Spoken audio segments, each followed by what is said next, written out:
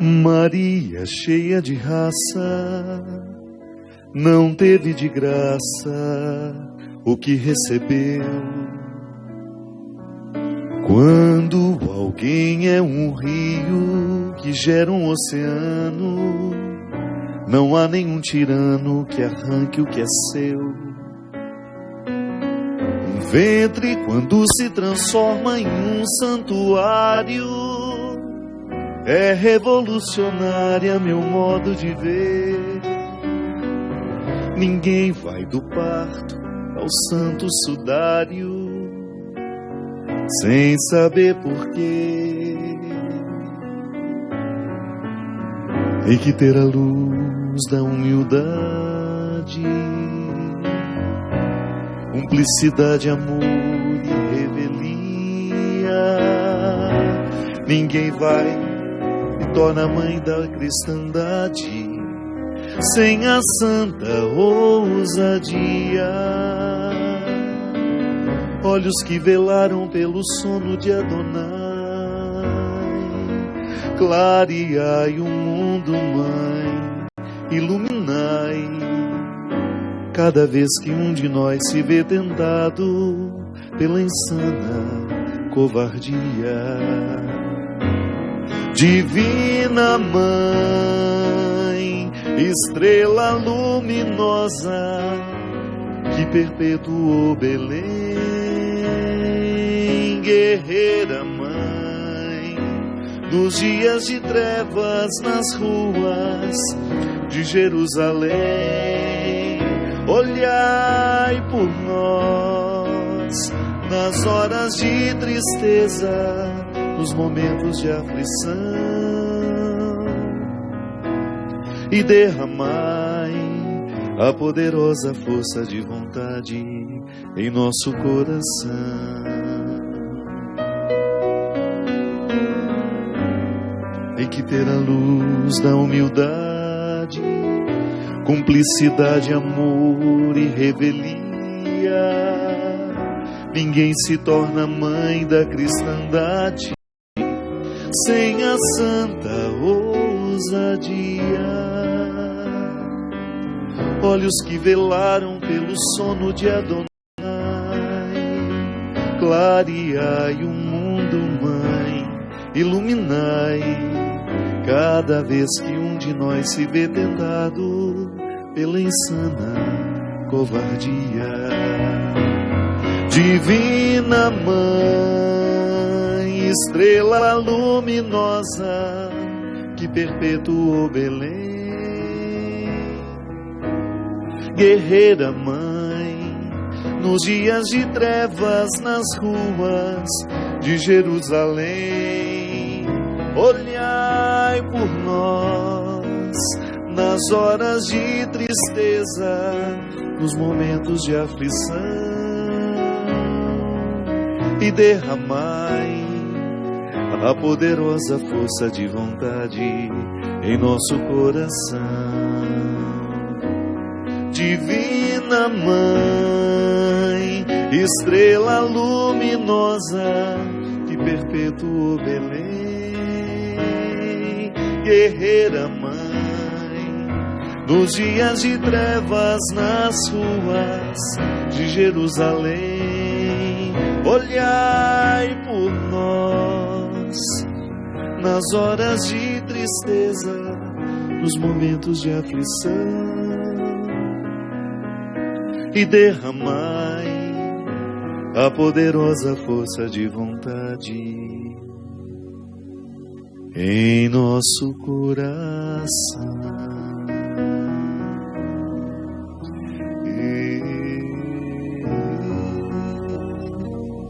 Muito boa noite, é com muita alegria que nós começamos mais um programa de Direção Espiritual. Hoje invocando essa certeza de que quando nós estamos movidos pela força de vontade, tudo fica mais resistente dentro de nós. Essa música está no meu novo trabalho aqui, no Deus no Esconderijo do Verso, que foi gravado ao vivo lá no Teatro Municipal do Rio de Janeiro. Eu me lembro que a primeira vez que eu tomei contato com essa música, eu fiquei muito impactado pela maneira como o autor resolveu falar de Maria.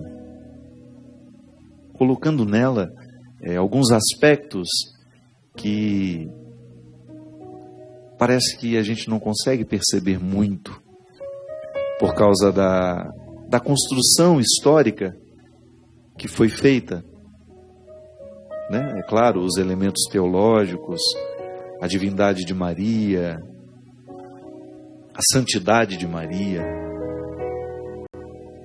usar o termo mais apropriado, né? Essa santidade nos levando a compreender a divindade de seu Filho Jesus. E é claro que a partir disso, toda a compreensão da dimensão divina da nossa humanidade. O mistério da encarnação nos assegura isso. Depois, no mistério da encarnação, tudo está tocado pelo sagrado. E Nossa Senhora é a mulher onde tudo isso acontece. É a carne que Deus escolhe para inserir de maneira definitiva, inserir-se de forma definitiva na história. Então, muitas vezes, a partir dessa construção teológica de Nossa Senhora, às vezes a gente perde alguns elementos humanos dela. Aliás, esse é um problema que às vezes a gente vê dentro do contexto da Mariologia, as pessoas esquecerem a humanidade de Maria, que é tão importante isso para nós. É a parte que nos cabe nesse mistério. Então, se a gente coloca a Nossa Senhora muito distante do que é humano, a gente perde o específico nosso, nela representado dentro do mistério da encarnação. Maria cheia de raça, não teve de graça o que recebeu. É bonito porque você pensar que Nossa Senhora precisou do esforço humano em todo o seu processo também, na elaboração de tudo aquilo que ela precisava significar na vida de seu filho. Não foi fácil ser ela. Não foi fácil cumprir o seu papel. E aí você retira Nossa Senhora deste contexto muito, às vezes, uma ternura sem coragem, né? Boa noite, seu Cristo. Tudo bem? Às vezes a gente vê Nossa Senhora assim, né? Muito frágil. A própria, muitas vezes, a própria representatividade na própria imagem que às vezes a gente tem dela. Uma ternura que dispensou a coragem. Não, pelo contrário, né? Essa ternura só é possível porque essa mulher teve muita raça. Ela precisou enfrentar os desafios diários de sua maternidade. Precisou lutar no seu dia a dia para poder exercer o papel na vida de seu filho Jesus e enfrentar a sociedade do seu tempo. Aqui é uma passagem muito interessante que mostra essa força de vontade como um elemento essencial na vida de Nossa Senhora. Porque Deus nos transforma a partir da vontade, né? O fortalecimento da vontade é um processo necessário em nós. Se eu for deixar-me levar pelos meus impulsos, é bem provável que eu não pratique nenhum esforço no meu dia a dia. Se eu for obedecer aquilo que muitas vezes me chama, eu não vou fortalecer a minha vontade. Fica num contexto raso da existência. Não. O contexto da vontade é mais profundo. Ele ultrapassa o contexto dos desejos. É como se nós estivéssemos num solo mais fértil, onde, se a semente é colocada ali naquele lugar, ela tem mais chances de florescer. A vontade é o território mais fértil que Deus pode encontrar em nós.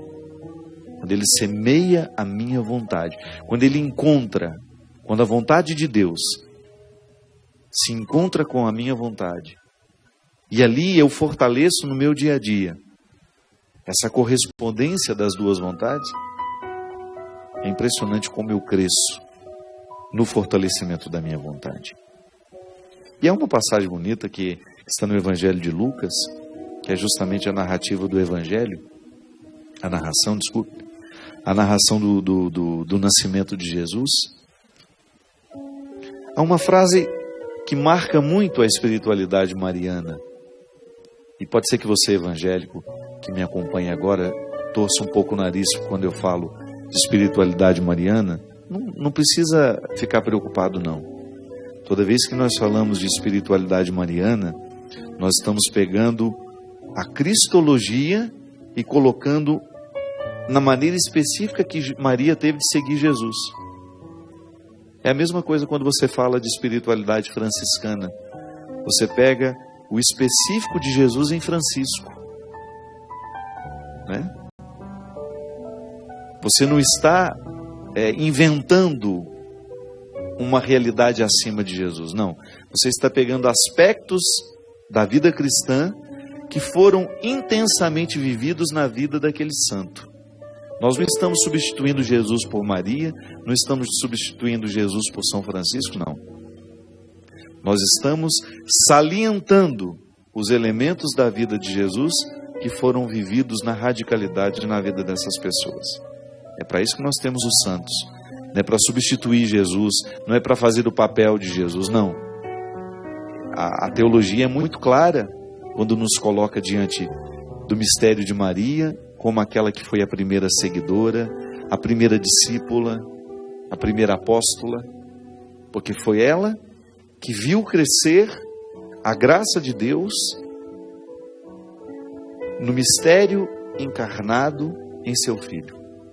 Então, Maria, mãe de Deus, Jesus é Deus, e a mãe que educa este menino para que ele tenha condições de compreender a sua missão e vivê-la até o fim. Então, quando a gente fala de espiritualidade mariana, nós estamos falando dos aspectos da vida cristã que nós podemos compreender melhor quando olhamos para ela. Porque a figura da mãe, a figura da mulher, é importantíssima dentro da nossa elaboração humana. Então, se eu quiser compreender alguns detalhes da vida de Jesus a partir do específico do que sua mãe experimentou, isso só me enriquece. Isso não é um cristianismo que me empobrece. Ah, padre, mas eu já tenho Jesus, sim. Mas é muito bom você ter aqueles que o experimentaram de perto, também como modelo para nós. A minha experiência é cristã o tempo todo. Jesus é o centro da minha experiência. Não abro mão dele. Não o troco por santo nenhum. Não o troco nem pela Virgem Maria. Jesus é o centro da minha experiência. É no ressuscitado que eu creio. Mas enquanto creio no ressuscitado, eu presto atenção naqueles que estiveram mais próximos dele do que eu. E de maneira muito especial, de maneira muito sagrada, a sua mãe. O nascimento se dá num contexto de muita simplicidade, a gente sabe disso. Jesus não nasceu de maneira sofisticada. Ele nasceu num contexto de desprezo, de pobreza. Não havia um lugar para ele. E o evangelista Lucas diz assim: naqueles dias, decreto do imperador Augusto mandando fazer o recenseamento de toda a terra. O primeiro recenseamento feito quando Quirino era governador da Síria.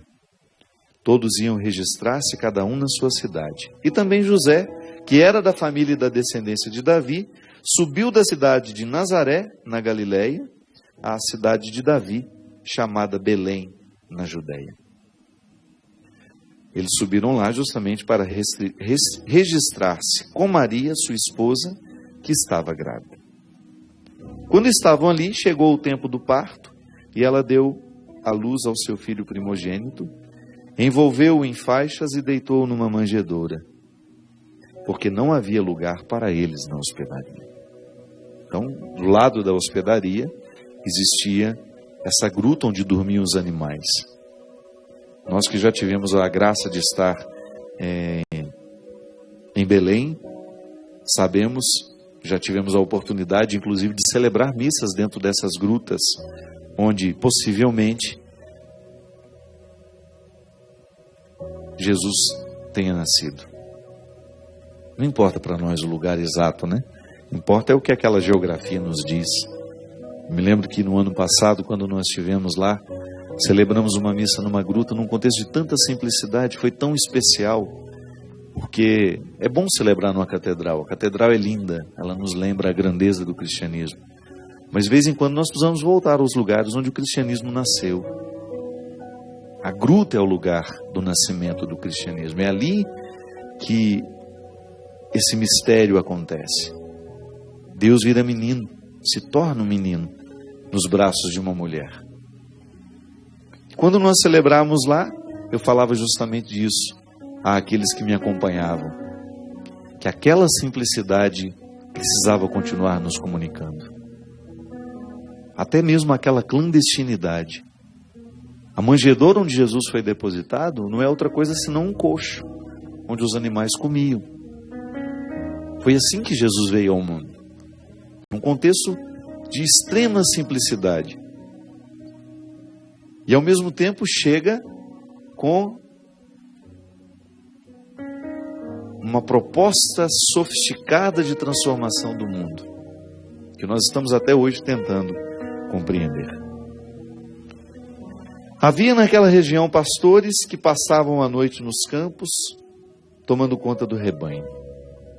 Um anjo do Senhor lhes apareceu, e a glória do Senhor os envolveu de luz. Os pastores ficaram com muito medo.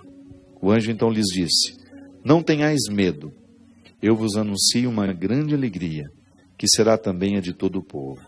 Hoje na cidade de Davi, nasceu para vós o Salvador, que é o Cristo Senhor.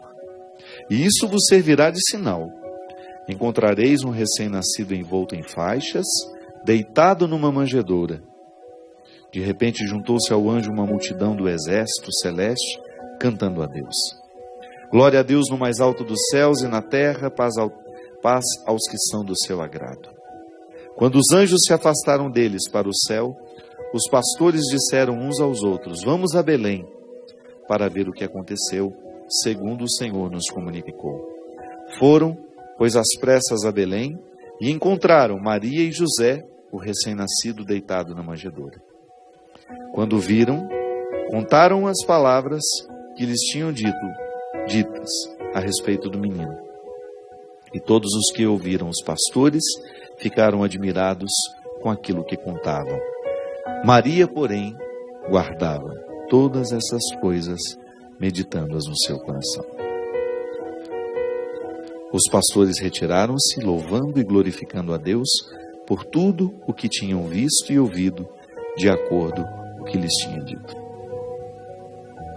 Quando a gente fala que essa frase é importante no contexto da espiritualidade mariana, que Maria guardava todas as coisas no coração, na verdade nós estamos recordando uma virtude dessa mulher que é fundamental para a gente na experiência do nosso cristianismo.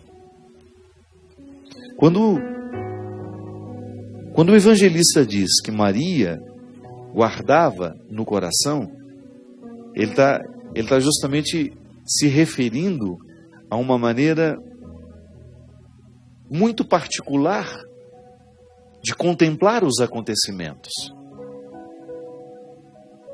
Está certo que a contemplação pedirá sempre de nós uma calma, uma serenidade. Não é possível contemplar uma paisagem na pressa. E é interessante porque Maria não está dispensada desta dimensão humana. Contemplar aquilo que lhe acontece e permitir que o acontecimento lhe seja registrado no coração. Essa linguagem é afetuosa, a gente sabe. Na verdade, tudo é registrado na nossa cabeça. Mas aqui o evangelista está se utilizando de uma linguagem amorosa, justamente porque nós sabemos que o coração significa isso. Tudo aquilo que eu tenho no coração é aquilo que eu já sei de cor. É aquilo que já está registrado em mim. Você lembra que quando você estava na escola, a professora pedia isso a você? Olha, eu quero que este texto você já saiba de cor na próxima aula. O que era isso? Saber de cor. É você não precisar do escrito que está de fora. É você ter a informação internalizada. Não era interessante isso? Eu sei de cor. Posso dizer então, eu sei de coração. Não preciso do que está fora de mim. É sempre um desafio para nós, né? Permitir que a Sagrada Escritura, por exemplo, deixe de ser uma estrutura de um livro que está externa a mim, mas eu quero que essa palavra esteja no funcionamento da minha mente, no funcionamento do meu coração. Foi justamente o que Maria nos ensinou desde o início. Uma mulher que prestou atenção em tudo o que dizia respeito ao seu filho, porque ela queria saber de cor. Porque se ela não tivesse prestado atenção, se ela não tivesse guardado essas coisas no coração, ela não teria sido a primeira discípula. A condição de discípulo requer, antes de qualquer coisa, a contemplação. A capacidade de prestar atenção no Mestre, a capacidade de ouvi-lo e de internalizar o que ele está dizendo. Minha gente, esse menino no colo já lhe comunicava. Esse menino recém-nascido já estava provocando reações. Os pastores aqui significam justamente o mundo, toda a estrutura do mundo que já está começando a tomar conhecimento da decisão definitiva de Deus de entrar na história. É interessante essa representatividade. Os pastores chegando, representando o mundo todo, que a partir daquele momento vai começar a ouvir a falar de Jesus. E Nossa Senhora registrando tudo isso no seu coração, como uma discípula atenta, como aquela que está observando para saber de cor. Eu, no meu dia a dia, eu preciso ter esse evangelho de cor. Não no sentido de sabê-lo decorado, mas no sentido de tê-lo internalizado. Por isso que eu dizia para vocês que essa expressão tão especial dentro da espiritualidade mariana, Maria ouvia e guardava tudo isso no seu coração, é fundamental para nós. O cristianismo não é possível quando nós não registramos no coração. De nada vale eu ter uma prática externa, de nada vale eu ter os conceitos todos muito claros, se eles não estão registrados dentro de mim, lá no mais íntimo do meu ser. Não é o exterior que nos identifica como cristãos, mas é aquilo que já está no registro do coração. Às vezes eu fico pensando que nas estruturas do mundo em que nós estamos situados, será cada vez mais um desafio ser cristão. Porque o mundo, ele dificulta esse guardar no coração. Nós somos muito jogados para fora o tempo todo. São poucas as situações que nos jogam para dentro. São poucas as situações que nos estimulam um olhar demorado sobre nós. Né? Como nós somos dispersos, como vivemos dispersos no dia a dia. Como é que nós queremos construir uma espiritualidade no meio de tanta dispersão? Se nós não quebrarmos as regras da dispersão, nós não vamos viver esse benefício que Maria viveu e que tantos outros na história do cristianismo viveram porque observaram nela essa virtude de guardar todas as coisas no coração, de contemplar os acontecimentos, de contemplar os fatos e de extrair de tudo isso um aprendizado ali que vai lhe estruturando a personalidade, o seu jeito de ser, configurando-lhe a esse modelo de Jesus. Distante dessa contemplação, a nossa vida espiritual não tem sustento. Se nós não vivemos a dinâmica dessa espiritualidade mariana, de ter um olhar que recolhe o mundo para dentro de si, que o metaboliza da mesma maneira como nós metabolizamos o alimento, né? Porque quando você come, o que acontece? Seu organismo começa a metabolizar. Isto é, vai retirando todos os nutrientes daquele alimento e vai jogando fora o que não lhe serve mais. A contemplação segue as mesmas regras do metabolismo do corpo. Eu também vou julgando para dentro de mim imagens, palavras, acontecimentos. E eu vou metabolizando isso, isto é, vou retirando os ingredientes que me nutrem, tudo aquilo que possa ser saudável à minha vida, e naturalmente vou expulsando o que não me edifica, o que não me faz bem. Isso é guardar tudo no coração. Isso é você começar a ter uma vida espiritual pautada nessa dinâmica da espiritualidade mariana. De ser um contemplativo nos dias de hoje, apesar de todos os desafios, de toda a dispersão que nos envolve. Você contemplar o menino que está sendo oferecido na gruta de Belém, perceber o que ele tem a lhe dizer, observar os pastores que chegam, as palavras que dizem, compreender que tudo isso, todo esse mistério da encarnação, está justamente para vir fortalecer-nos. E essa graça de Deus atuando em nós, fortalecendo a nossa vontade, fortalecendo cada vez mais a nossa coragem de escolher o que nos edifica e dispensar o que nos prejudica. O exemplo de Maria é para nós, será sempre para nós, o exemplo da simplicidade. Não precisa ter estudado muito para entender isso aqui. É por isso que é tão acessível ao coração do simples. Guardar todas as coisas no coração. Observar o que as coisas hoje estão nos dizendo. Porque às vezes é assim, né? Nós perdemos uma oportunidade preciosa de aprender com os fatos, nós perdemos uma oportunidade preciosa de aprender com os sofrimentos, porque a gente não tem a capacidade de guardar as coisas no coração. A gente não sabe fazer isso. Estamos dispersos demais. Não temos o silêncio de Maria. Volto a dizer, que não para nele mesmo. A quietude de Maria, que é uma quietude corajosa. O silêncio de Maria, que é encorajador. Ele nos coloca na perspectiva de conhecer Jesus.